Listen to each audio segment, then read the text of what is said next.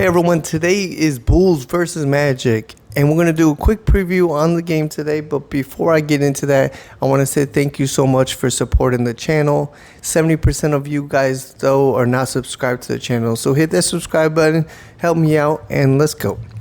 All right, today's matchup, Bulls versus Magic. Bulls are at home at the United Center. Hopefully we could give the crowd a win today. Last time was against Oklahoma City, and we definitely did not play well. So it's tonight at 7 p.m. Central Time. Same channel, Chicago Sports Network. And for the Magic, it's on FanDuel Sports Network Florida. And everybody outside the market, League Pass. The radio is 670 The Score. And the odds today are just like every other game that the Bulls played this year. They are going to be underdogs. We've been the underdog all year long. So plus 5.5 for the Magic. And the under and over is going to be 227. So that's pretty low as well. Again, I think going over is the way to go. It has proven to be the way to bet this year. I'm not really a bettor, but it's been low every game so far. All right, the record for the Bulls is 2-2, just coming off a huge win against Memphis, where we shared the ball really well. We hit our three-point shots. We took 53 threes again for the second game in a row, so we'll look for that trend to continue. They do have a few good perimeter defenders, so we'll see how that goes. But the Bulls, their identity is going to be shooting threes, so hopefully we make a shot today. The Magic are 3-1, so they're off to a good start this season. Paolo just came off a career high of 50 points against the Indiana Pacers, so he's really dangerous. This guy's pretty much a stud. He's going to be an all-star. He's no question about that. He's definitely their future for Orlando. They have a good team and young. Orlando score is pretty much the similar as Chicago Bulls score this year. They're scoring 115 while the Bulls are scoring 116. So it's kind of a wash on scoring there. And the rebounding, though, the Bulls have done really good this year on defensive rebounding. And, you know, that translated from last year where we didn't do necessarily the best job.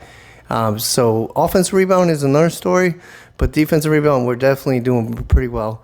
So we have the advantage over them, even though they have the size advantage over us.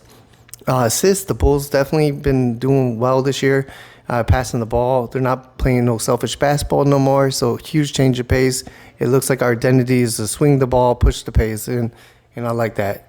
So what really the Bulls are going to struggle with is going to be the turnovers, especially in this game. I think our turnovers we need to keep low because they're a really good team in the passing lanes, and then they're really good at blocking shots as well. So hopefully the Bulls, definitely could be pretty good with the basketball. Lonzo Ball is not going to be playing, so you're going to have to rely on the other guys to bring the ball up, especially when Josh Giddey takes the seat. Hopefully we don't have no careless passes. Turnovers, like I said, we need to keep them low. We do average 16.3 turnovers per game, which is 20th in the league. It's pretty bad. We're doing really well shooting the three, and our field goal percentage, we're shooting 44% from the field and 38 from the three-point line. If we can maintain 38, we'll be decent.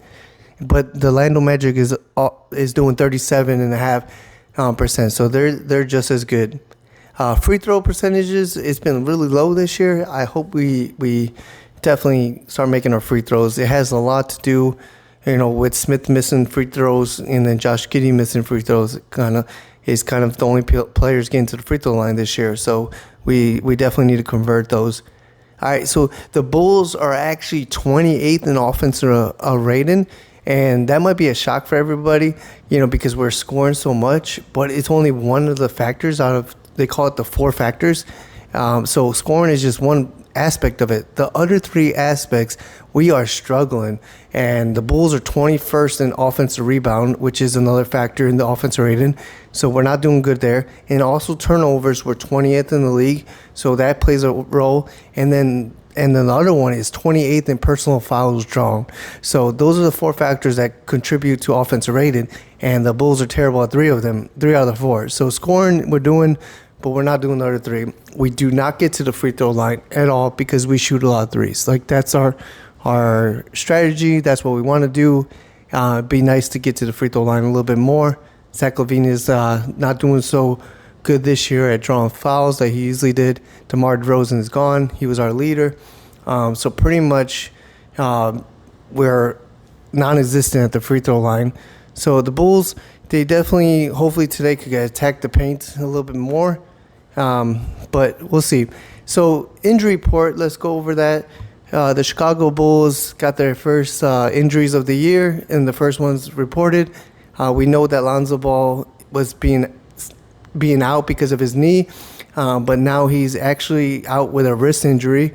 He hurt his wrist in the first quarter against Memphis, and Jalen Smith tweaked his ankle in the game as well, and you saw him limping around, so he's a game-time decision. And then for the Magic, you got Bitadze, I don't even know how to say his name, but he's out with a foot, or his game-time decision. And then Isaac is got a hip injury, so he's a game-time decision as well. If Isaac doesn't play, that'd be good for the Bulls because he's such a good defender, and like he definitely is the mismatch for us. He always does good against the Bulls.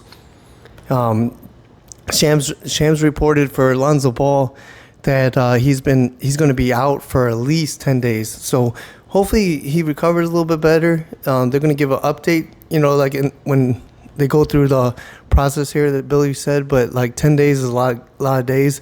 So that's 5 games for us. That kind of sucks for Lonzo coming back. He hasn't played in almost 3 years, and he's already injured after 4 games. So that kind of sucks, and he doesn't really play that much. 16 minutes a game, it's not that much, and he got hurt. Anyways, the projected starters for the games. Today we got the same starting lineup. It's going to be Zach LaVine, Kobe White, Josh Giddey, Patrick Williams, and Nikola Vucevic. Like the other games, Nikola Vucevic has been our most consistent player. He's averaging almost 21 and 10 rebounds with 3 assists. Like that's great.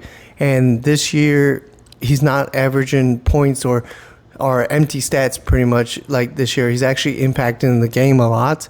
He's playing in, and then he's working his way out. It's what we want him to do, like since he's been traded to the Bulls, but he just hasn't been that player. They didn't find him.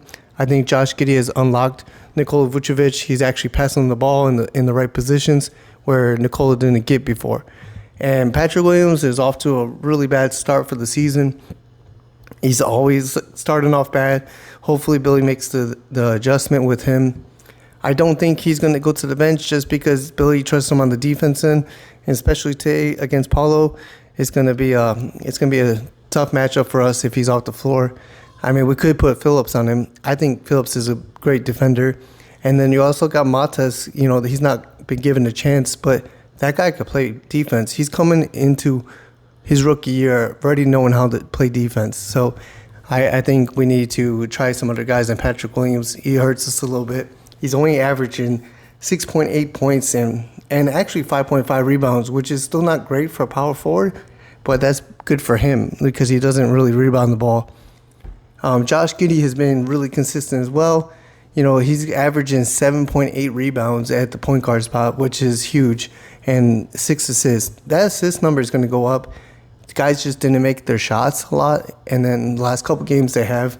So 2 out of the 4 games, the guys definitely give him some assists, but 2 of the games they were duds. So his assist numbers will go up. He's definitely a really good passer. He had a really good inbound pass to Zach LaVine the other day. So that was good to see. Kobe White, hopefully he has another good game. He needs to keep working on being consistent, but he's rebounding the ball really well as well. 5 rebounds. And Zach LaVine, we just need him to not bring the ball up court because last game against Memphis, he played really well. He didn't bring the ball up court, and he shot well. I think he plays better when he doesn't have the ball in his hand and he's getting a pass than actually him trying to create something. But he's off to a strong start scoring, 26 points and 5.5 rebounds, which is good. I would like to see his assists back to his career averages. He usually averages around 4 assists a game for his career, so hopefully he could get back to that. Everybody else is passing the ball pretty well. And then for Orlando, like I said, they got their star player on their team, Paulo. He's going to be a all-star this year. He's scoring, he's shooting a lot, so a lot of focus will be on him. The other guy that we have to worry about is Franz Wagner. Is the guy that we gave up by getting Nikola Vucevic.